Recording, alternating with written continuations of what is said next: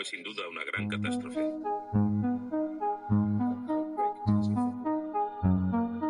Un registro de la catástrofe. El fin de la era glaciar. En el 10.500 a.C., hace más de 12.000 años, temperaturas que habían permanecido relativamente estables durante miles de años de pronto se elevaron. Un aumento de temperatura de más de 5 grados en un abrir y cerrar de ojos. Solo entre 3 a 10 años. Se trata del asombroso descubrimiento de unos científicos que perforaron la capa de hielo en Groenlandia para investigar los cambios en la atmósfera. El hielo de Groenlandia ha sido llamado por algunas personas la piedra roseta del clima. Porque ver que el clima puede cambiar tan rápidamente es un enorme descubrimiento. Y este cambio ocurrió en un periodo de entre 3 años y una década. Hemos observado cambios espectaculares en la química de la Tierra. Y descubrimos que en un periodo en el que las placas de hielo estaban empezando a derretirse, es cuando tenemos más señales de sedimentos volcánicos y de mayor magnitud. Mayores concentraciones que en cualquier otro periodo en los últimos 110.000 años.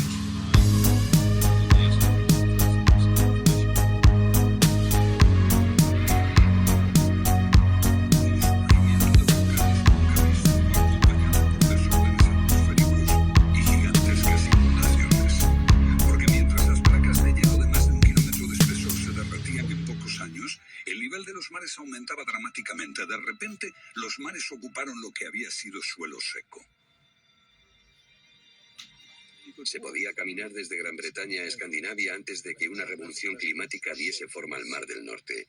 Fue un periodo en que las grandes inundaciones cubrieron las llanuras de América del Norte y por eso es que se encuentran esqueletos de ballenas en Michigan.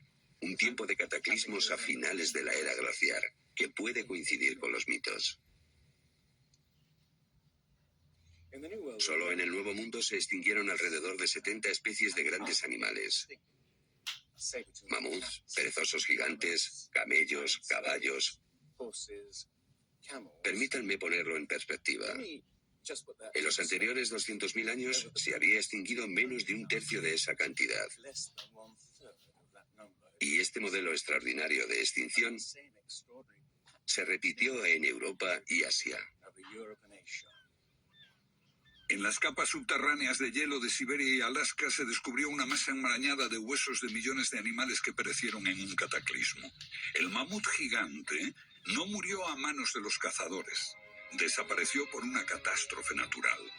A finales del siglo XIX, unos cazadores encontraron por casualidad el cuerpo de un enorme animal congelado. Después de ser desenterrado y transportado, se encontró que en el estómago tenía plantas pertenecientes a un clima templado y aún sin digerir. El animal se había congelado de una forma muy rápida, como no es capaz de hacerlo ningún congelador moderno. Lo cierto es que hace unos 12.000 o 13.000 años un frío inmenso azotó Siberia. El enigma de los mamuts congelados en un instante ha dado pie a extrañas anécdotas. Algunas ciertas y otras no. Lo que es auténtico es un informe del barón Wrangel, un naturalista del siglo XIX que descubrió la isla Byrd al norte de Siberia, donde la arena quedó literalmente mezclada con bancos de huesos y colmillos de mamut y otros animales que habían desaparecido en alguna catástrofe. Esas extinciones masivas, esa imponente actividad volcánica, ese veloz derretimiento del hielo, parecen sugerir que hubo un cambio climático brusco hace 12.000 años. Hay algún factor desconocido que no logramos descubrir.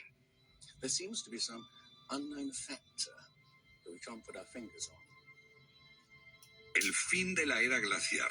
¿Qué provocó esa revolución? He aquí la gran cuestión. ¿Qué causó el cataclismo? Una de las mejores ideas la ha planteado Charles Hartwood. Él sugiere un desplazamiento repentino de la corteza terrestre. Toda la corteza de la Tierra es solo un tercio de un 1% de la masa terrestre. Como la piel de una naranja, si se suelta, se mueve. Más fina que una cáscara de huevo, la corteza de la Tierra queda apoyada en un interior líquido. La teoría imperante sobre la corteza terrestre es la de las placas tectónicas. Los continentes se separan lentamente durante cientos de millones de años, aunque la ciencia rechazó esa teoría durante más de medio siglo. Ahora niega también la idea de que la corteza pudo moverse en su conjunto y repentinamente. Pero un científico quedó hipnotizado por la idea. Se llamaba Albert Einstein.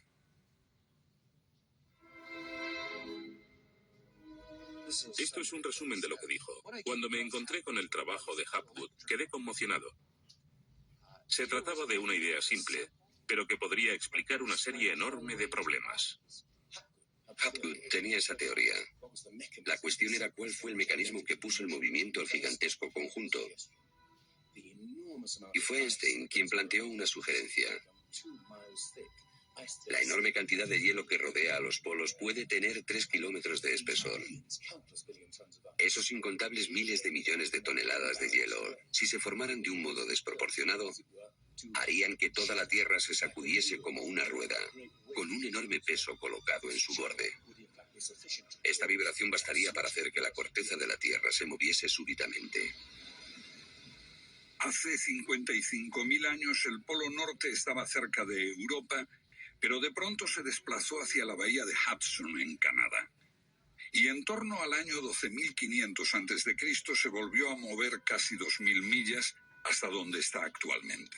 O es mejor decir que las tierras y los mares atravesaron el polo, impulsados por un repentino desplazamiento de la corteza terrestre. De ser así, esta es una de las cosas que habían ocurrido al final de la era glaciar. El desplazamiento impulsó a América fuera de la zona polar.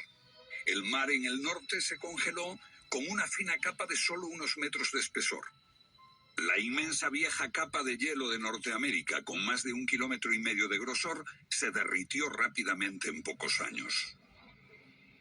Ahora, lo que es muy interesante de la teoría de Hapgood y Einstein es que también explica bastante bien algunos otros mitos, independientemente del diluvio.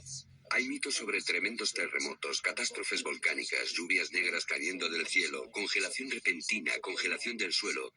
Y podemos ver que un ejemplo de esto es precisamente lo que pudo pasar si la corteza terrestre se desplazó. Con bastante rapidez, las áreas que antes habían estado congeladas pasarían a ser zonas cálidas, y así se explicarían hechos como el rápido congelamiento de los mamuts en Siberia. Si el desplazamiento de la corteza terrestre causó el diluvio que aniquiló una civilización, ¿dónde estaba esa civilización? Algunos investigadores creen haberla hallado en la isla griega de Santorini, que fue devastada por una terrible erupción, o en la antigua Troya, o en la isla alemana de Heligoland, casi arrastrada hacia el Mar del Norte. Esto debe tener alguna explicación.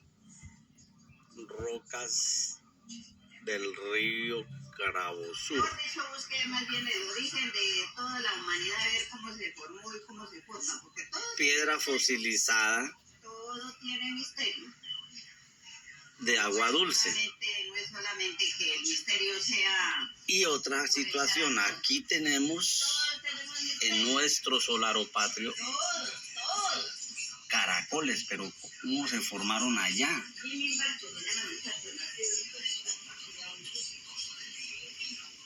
¿Quién los llevó?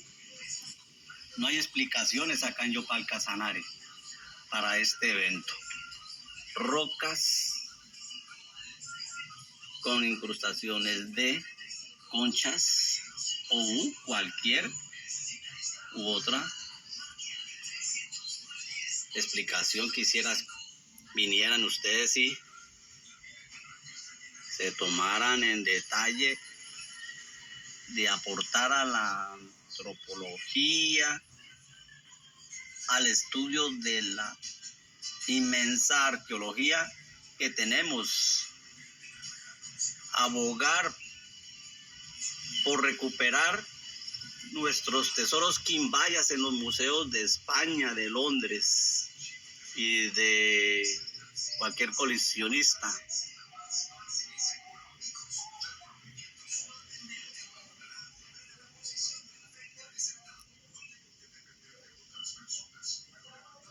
Piedra fosilizada del río Carabosur, en Yopal Casanare. Camino del Cravo, 10.000 años antes de Cristo.